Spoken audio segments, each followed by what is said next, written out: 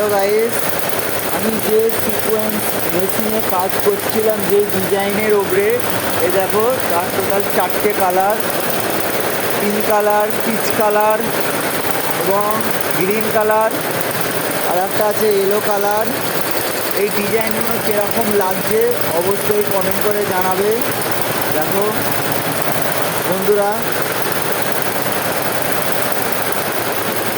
আর বন্ধুরা আমার এই চ্যানেলে যদি নতুন কেউ এসে থাকো অবশ্যই চ্যানেলটা সাবস্ক্রাইব করে দেবে আর একটা লাইক অবশ্যই করে দেবে আমার এই ছোট্ট ভাইয়ের জন্য। দেখো কীরকম লাগছে অবশ্যই কমেন্ট করে জানাবে ডিজাইনটা।